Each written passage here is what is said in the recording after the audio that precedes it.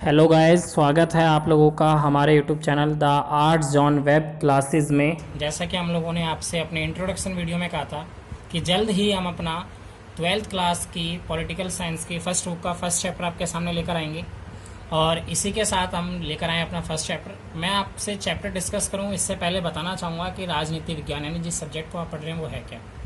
तो फ्रेंड्स, ये जो राजनीति विज्ञान पॉलिटिकल साइंस एक ऐसा सब्जेक्ट, एक ऐसा विषय है जिसके अंदर राज्य, सरकार, राजनीति, उनसे जुड़े तत्व और समसामयिक राजनीतिक घटनाओं का अध्ययन किया जाता है। इसी संदर्भ में हमारी जो फर्स्ट बुक है पॉलिटिकल साइंस की 12th की, ये इस बुक के अंदर 1945 it means second world war का जब अंत हुआ, सेकेंड वर्ल्ड वॉर के अंत से लेकर अब तक के विश्व के अंदर, अब तक विश्व के अंदर जो महत्वपूर्ण राजनीतिक घटनाएं रही हैं उन घटनाओं का वर्णन इस बुक में हमें देखने को मिलता है और उन घटनाओं के माध्यम से हम राजनीति को समझने का प्रयास करते हैं। यहीं से हमारा फर्स्ट चैप्टर है जिसका नाम है शीत युद्ध का दौर। लेकिन फ्रेंड्स, इस चैप्टर को हम पढ़ना शुरू करें उससे पहले हमें पता होना चाहिए कि इस चैप्टर में आखिर हम पढ़ेंगे क्या क्या। सो मैं ब्रीफली में पहले आपको बताना चाहूँगा कि इस चैप्टर के अंदर कौन कौन से टॉपिक हम आगे कवर करने वाले हैं, जो हम आपको पढ़ाएंगे, जो आप हमारे साथ कवर करेंगे। सो गाइस, सबसे पहले हमारा जो टॉपिक आएगा वो आएगा शीत युद्ध का अर्थ, उसकी परिभाषा और उसके कारण। लेकिन साथ ही साथ इसमें आपको एक टॉपिक और डिस्कस किया जाएगा जिसका नाम है पृष्ठभूमि, यानी जो शीत युद्ध है उसकी पृष्ठभूमि, उसका जो पिछला भाग है थोड़ा सा वो कैसा रहा, इस टॉपिक के बारे में हम डिस्कस करेंगे। इसके बाद फ्रेंड्स, हम जब सेकंड टॉपिक की बात करते हैं तो सेकंड टॉपिक में हम लोगों का जो टॉपिक होगा वो होगा क्यूबा मिसाइल संकट। क्यूबा मिसाइल संकट जो है वो शीत युद्ध के दौरान का एक महत्वपूर्ण घटनाक्रम है और ये एक इंटरेस्टिंग टॉपिक है जिसमें बच्चे अक्सर दिलचस्पी लेते हैं और ज़्यादातर आए दिन जब बच्चा चैप्टर पढ़ता है तो उसे कुछ याद रहे या ना रहे, लेकिन ये टॉपिक ज़रूर याद रहता है। इसके बाद फ्रेंड्स, जो हमारा नेक्स्ट टॉपिक है ये शीत युद्ध के दायरे, इसके अंदर हम क्यूबा मिसाइल संकट जैसी कई घटनाओं को पढ़ेंगे। लेकिन फ्रेंड्स, ये वाला जो टॉपिक है मैं आपको इस चैप्टर में बिल्कुल एंड में बताऊंगा, क्योंकि इस टॉपिक के अंदर मेजरली 4 इंसिडेंट्स हैं जो स्टोरी वाइज हैं, सो वो आपको एंड में डिस्कस किए जाएंगे। उसके बाद जो हमारा नेक्स्ट टॉपिक फ्रेंड्स है वो है 2 ध्रुवीय विश्व का आरंभ। यानी कि फ्रेंड्स, आपको पता होना चाहिए या फिर आपको पता चलेगा कि शीत युद्ध के दौरान की जो सबसे बड़ी घटना मानी जाती है वो विश्व का 2 भागों में बंटना है, यानी 2 ध्रुवीय विश्व का आरंभ। अंडरस्टूड। और इसी में हम आगे नाटो, वार्सा पैक्ट, जो कि शीत युद्ध के दौरान प्रमुख सैन्य गठबंधन थे, इनके बारे में पढ़ेंगे। देन इसके बाद हमारी कुछ एक जो प्रमुख नीतियां हैं जिसका शीत युद्ध के दौरान विश्व के देशों ने अलग अलग तरीके से अपनी विचारधारा के अनुसार उन नीतियों का देशों ने पालन किया, उन नीतियों के बारे में हम पढ़ेंगे, जो कि 4 प्रमुख नीतियां हैं: गुटनिरपेक्षता, तटस्थता, मध्यस्थता और पृथकतावाद। इनके बारे में हम आगे डिफाइन करेंगे। देन एक महत्वपूर्ण टॉपिक जो वाकई काफ़ी इंटरेस्टिंग है, जिससे कि हमने बताया विश्व 2 भागों में बंट गया, लेकिन एक महत्वपूर्ण जो टॉपिक जो है वो है गुटनिरपेक्ष आंदोलन, जिसने शीत युद्ध के दौरान एक अपनी ही अलग दुनिया बनाई, जिसे तीसरी दुनिया के नाम से जानते हैं। तो इसमें हम पढ़ेंगे गुटनिरपेक्ष आंदोलन क्या है, ये किस तरीके से अस्तित्व में रहा, इसके क्या उद्देश्य थे। देन एक और टॉपिक जो हमारा नेक्स्ट टॉपिक इसके अंदर मिलता है वो मिलता है न्यू, यानी कि नव अंतर्राष्ट्रीय आर्थिक व्यवस्था, न्यू इंटरनेशनल इकोनॉमिक ऑर्डर। इसमें हम ये पढ़ेंगे कि किस तरीके से विश्व व्यापार की जो प्रणाली थी उसमें आगे चलकर सुधार किया जाता है। देन जो हमारा सेकंड लास्ट टॉपिक है फ्रेंड्स वो है भारत और शीत युद्ध, यानी शीत युद्ध के दौरान भारत की क्या भूमिका रही, भारत ने किस तरीके की नीतियों का पालन किया और भारत में कहाँ तक सफल रहा, या भारत की आलोचना होती है या फिर भारत इसमें सफल रहा, इस बारे में। लास्ट जो हमें एक बॉक्स के अंदर टॉपिक देखने को मिलता है, अक्सर बच्चे इसको मिस्टेक कर जाते हैं, छोड़ देते हैं, हालांकि काफ़ी लोग इसको पढ़ते भी हैं, लेकिन एक वेरी इंपॉर्टेंट और इंटरेस्टिंग टॉपिक है जिसके अंदर जो हमारा शीत युद्ध का पीरियड है, यानी शीत युद्ध के दौरान के समय में महाशक्तियों के बीच कुछ संधियां की गई, उसके बारे में इसमें बताया गया है, जो हम डिस्कस करेंगे। इसी के साथ फ्रेंड्स, अब हम लोगों ने ये डिस्कस कर लिया कि हम इस चैप्टर के अंदर क्या क्या पढ़ने वाले हैं। अब मैं इसी के साथ आपका मेन चैप्टर पढ़ाना शुरू करता हूँ। ओके, सो गाइस, हमारा फर्स्ट चैप्टर है शीत युद्ध का दौर। अब हम इस चैप्टर की जब हम बात करते हैं तो सबसे पहले मैं आपको बताना चाहूँगा दौर। फ्रेंड्स, दौर का अर्थ होता है एक निश्चित अवधि, यानी जो भी टाइम पीरियड है शीत युद्ध का। और शीत युद्ध की जो अवधि है, जो उसका टाइम पीरियड है वो 1945 टू 1991, यानी 1945 से लेकर 1991 तक। यानी शीत युद्ध की जो दौर है या शीत युद्ध का जो अवधि है वो कब से कब तक रही है, 1945 से लेकर 1991 तक। उसके बाद फ्रेंड्स हम बात करते हैं शीत युद्ध की। तो फ्रेंड्स इसकी परिभाषा बताऊं इससे पहले मैं केवल आपको इसका अर्थ बता रहा हूँ। फ्रेंड्स जब हम युद्ध की बात करते हैं तो उसमें कहीं ना कहीं हमारे माइंड में इमेजेस बनती हैं, रक्तपात और युद्ध मतलब में जैसे आपका ब्लड बह रहा है, हथियारों का इस्तेमाल है एटसेट्रा। लेकिन शीत युद्ध में हमें इस तरीके का कोई भी इमेजिन देखने को नहीं मिलता। इसका बेसिकली जो अर्थ है वो है विचारधारात्मक टकराव, यानी केवल और केवल आइडियोलॉजिकल कॉन्फ्लिक्ट। और आगे इसकी परिभाषा में हम इसको डिफाइन ले पड़ेंगे कि इसकी परिभाषा में हम क्या क्या मेंशन कर सकते हैं, वो हम आगे बताएंगे। इससे पहले कि मैं इसको आगे अच्छे से डिफाइन करूं, मैं सबसे पहले आपको शीत युद्ध की पृष्ठभूमि यानी इसका जो बैकग्राउंड क्या रहा है वो समझाना चाहूँगा। फर्स्ट ऑफ ऑल हम सभी जानते हैं प्रथम विश्व युद्ध यानी वर्ल्ड वॉर फर्स्ट जो है 1914 टू 1918 यानी कि 1914 से लेकर 1918 तक हुआ। फ्रेंड्स फर्स्ट वर्ल्ड वॉर का जो मुख्य कारण शायद माना जाता है वो जर्मनी को ही माना जाता है। और फर्स्ट वर्ल्ड वॉर में उस समय की विश्व की जो सबसे शक्तिशाली कंट्रियां थीं, अधिकतर कंट्रियां उसमें शामिल थीं, जिसके चलते विश्व को व्यापक स्तर पर जन धन और माल की हानि होती है। अब सीधी सी बात है कि जन धन माल की हानि पूरे विश्व को भुगतनी पड़े। तो इसके बाद जब फर्स्ट वर्ल्ड वॉर समाप्त होता है तो विश्व का कोई भी देश दोबारा से शीत युद्ध मतलब वर्ल्ड वॉर का जो खतरा है वो उठाना नहीं चाहता था। इसलिए इसके बाद जर्मनी के ऊपर एक वर्साई की संधि लगा दी जाती है और आगे कोई ऐसा विश्व युद्ध ना हो, इसलिए 1920 में एक वैश्विक संगठन, एक अंतर्राष्ट्रीय संगठन राष्ट्रीय संघ यानी कि लीग ऑफ नेशंस की स्थापना की जाती है। इसका जो मुख्यालय था वो स्विट्जरलैंड के जिनेवा में था और इसका मुख्य उद्देश्य यही था कि आगे विश्व में कोई भी विश्व युद्ध नहीं होना चाहिए। आगे सन में इसके बाद फ्रेंड्स जब इसका मुख्य उद्देश्य है कि आगे कोई विश्व युद्ध ना हो, कुछ वर्षों तक इसने अच्छे तरीके से काम किया, लेकिन इसकी मौजूदगी में 1939 में हमारा सेकेंड वर्ल्ड वॉर क्या हो जाता है, स्टार्ट हो जाता है। और सेकेंड वर्ल्ड वॉर जो है वो मुख्य रूप से दो पक्षों में होता है, एक तरफ मित्र राष्ट्र और एक तरफ ध्रुवी राष्ट्र, ठीक है। और ये जो सेकेंड वर्ल्ड वॉर है ये 1939 से लेकर 45 तक चला। इसमें जो दो पक्ष हैं वो है मित्र राष्ट्र और ध्रुवी राष्ट्र। मित्र राष्ट्र के जो प्रमुख देश थे वो थे अमेरिका, सोवियत संघ, ब्रिटेन और फ्रांस। दूसरी तरफ जो ध्रुवी राष्ट्र थे उसके प्रमुख देश हैं जर्मनी, जापान और इटली। इस सेकेंड वर्ल्ड वॉर में मित्र राष्ट्रों की विजय होती है और ध्रुवी राष्ट्रों को पराजय का सामना करना पड़ता है। और इसी विश्व युद्ध की समाप्ति के तुरंत बाद विश्व में एक और महत्वपूर्ण घटनाक्रम शीत युद्ध की शुरुआत होती है। सो फ्रेंड्स मैं बताना चाहूँगा कि सेकेंड वर्ल्ड वॉर की समाप्ति कैसे हुई। सेकेंड वर्ल्ड वॉर की समाप्ति अमेरिका के द्वारा जापान पर परमाणु बम गिराने के साथ होती है। अमेरिका द्वारा जापान के दो शहर हिरोशिमा और नागासाकी पर क्या गिराए जाते हैं, परमाणु बम गिराए जाते हैं। हिरोशिमा पर 6 अगस्त 1945 को और नागासाकी पर 9 अगस्त 1945 को परमाणु बम गिराए जाते हैं। इन परमाणु बमों के जो कूट नाम है वो है लिटिल बॉय और फैट मैन। लिटिल बॉय जो कि 15 टन का था और फैट मैन जो कि 21 टन का था। इसके बाद इसी तरीके से सेकेंड वर्ल्ड वॉर में भी एक बहुत बड़ा विध्वंस हमें देखने को मिलता है। व्यापक स्तर पर जन धन और माल की हानि एक बार दोबारा से महत्वपूर्ण कदम उठाया जाता है और 24 अक्टूबर 1945 को अंतर्राष्ट्रीय संगठन यूएनओ की स्थापना यानी कि संयुक्त राष्ट्र संघ की स्थापना की जाती है, जो कि आज भी हमारे समक्ष मौजूद है। और इसका भी प्रमुख उद्देश्य यही है विश्व में शांति कायम करना, कोई विश्व युद्ध ना होने देना। और 30 अक्टूबर 1945 को भारत इस संगठन के अंदर शामिल हो जाता है। अब हम पृष्ठभूमि कंप्लीट कर चुके हैं, अब हम मेन चैप्टर की तरफ बढ़ते। सो गाइस हमारा जो इस चैप्टर में पहला टॉपिक है वह शीत युद्ध की परिभाषा और इसके लिए उत्तरदायी कारक यानी इसके लिए क्या कारण जिम्मेदार थे। तो शीत युद्ध की परिभाषा की जब हम बात करते हैं तो हम इसको कई तरीके से डिफाइन कर सकते हैं, कोई एक परिभाषा नहीं है, इसकी कई परिभाषाएं हैं। सो मैं आपको सबसे पहले सबसे इजी बताता हूँ जो आप इजीली अंडरस्टूड कर सको। मतलब शीत युद्ध से अभिप्राय एक ऐसे युद्ध से है जिसमें किसी भी किस्म के हथियारों का इस्तेमाल ना हो और युद्ध जो है वो केवल और केवल विचारधारात्मक रूप से लड़ा जाए, आइडियोलॉजी से लड़ा जाए, उसमें युद्ध होने की संभावना बने बट वास्तविकता में कोई युद्ध ना हो। इस प्रकार के युद्ध को ही शीत युद्ध की संज्ञा दी जाती है।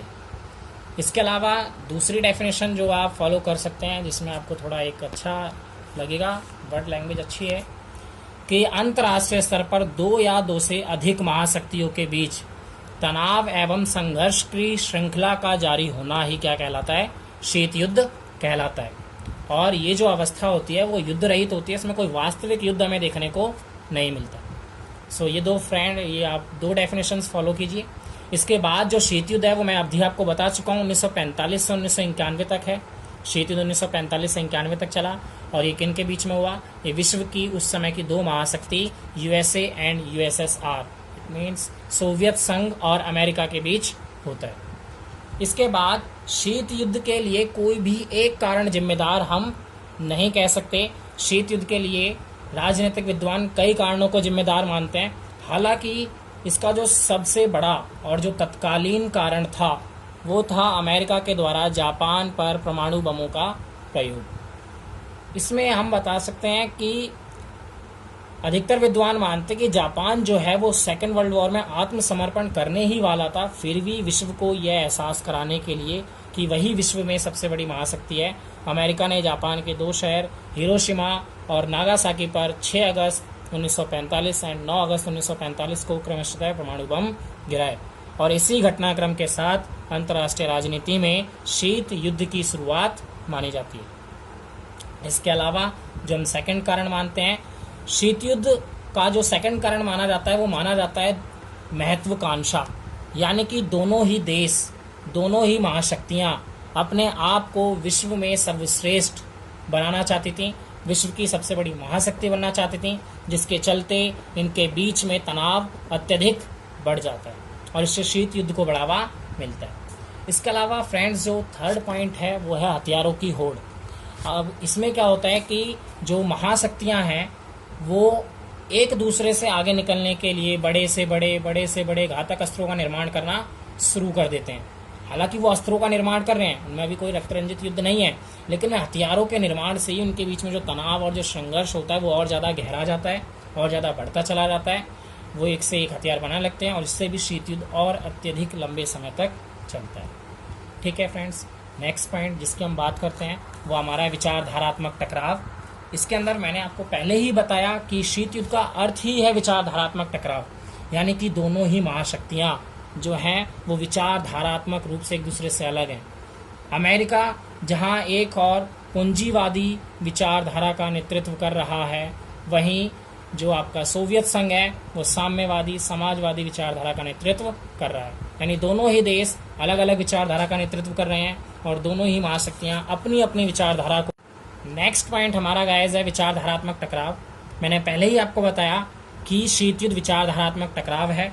शीत युद्ध के दौरान दोनों ही महाशक्तियां अलग अलग विचारधारा का नेतृत्व कर रही थीं। अमेरिका पूंजीवादी उदारवादी विचारधारा का और सोवियत संघ साम्यवादी समाजवादी विचारधारा। और दोनों ही महाशक्तियां अपनी अपनी विचारधारा को विश्व के अधिक से अधिक देशों में फैलाना चाहती थीं, उसका प्रचार प्रसार करना चाहती थीं। इसके चलते भी शीत युद्ध को बढ़ावा मिलता है। देन जब नेक्स्ट पॉइंट की हम बात करते हैं तो हमारा नेक्स्ट पॉइंट है विश्व का दो गुटों में बंट जाना। यानी कि मैंने बताया शीत युद्ध के दौरान की जो सबसे बड़ी घटना मानी जाती है वो है विश्व का दो भागों में बंट जाना। यानी जो विश्व है वो दो भागों में बंट जाता है। कुछ देश अमेरिका की तरफ चले जाते हैं विश्व के और कुछ देश सोवियत संघ की तरफ, और इस तरह से जो विश्व है वो कहीं ना कहीं दो ध्रुवीय हो जाता है, दो भागों में बंट जाता है। और इससे होता क्या है कि अब तक जो संघर्ष, जो तनाव पहले दो महाशक्तियों में कायम था, अब वही संघर्ष, वो तनाव अब दो गुटों में कायम है। यानी महाशक्तियों में तो है ही, साथ ही साथ उनके साथी देशों के बीच में भी है, और इससे शीत युद्ध और अत्यधिक लंबा चलता है। इसके बाद जो अंतिम पॉइंट है शीत युद्ध होने का कारण, उसे हम कहते हैं साम्राज्यवादी नीति।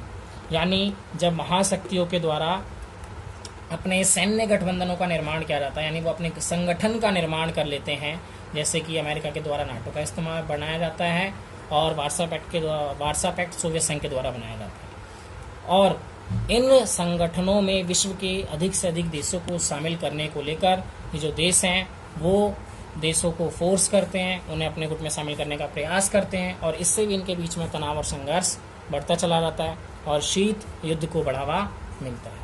इस तरीके से शीत युद्ध होने के लिए ये कारण उत्तरदायी माने जाते हैं। फ्रेंड्स, एक बार मैं दोबारा आपको बताना चाहूँगा कि शीत युद्ध एक तनाव युद्ध रहित अवस्था है जिसमें विचारधारात्मक रूप से जो लड़ा जाता है ये 1945 से 91 में अमेरिका और सोवियत संघ के बीच हुआ।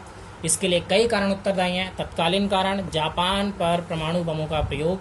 सेकंड पॉइंट मैंने फ्रेंड्स आपको बताया, महाशक्ति बनने की महत्वाकांक्षा, यानी विश्व में सबसे सुपीरियर बनना। तीसरा, हथियारों की होड़। नेक्स्ट पॉइंट, विचारधारात्मक टकराव, क्योंकि दोनों ही कंट्रीज, दोनों ही महाशक्तियों की विचारधारा अलग अलग थी। नेक्स्ट रीजन जो मैंने आपको बताया वो है विश्व का दो भागों में बढ़ जाना या दो गुटों में बढ़ जाना। और सिक्स्थ पॉइंट है साम्राज्यवादी नीति। सो इसी के साथ हमारा ये टॉपिक कवर होता है। और हमारा जो नेक्स्ट टॉपिक है,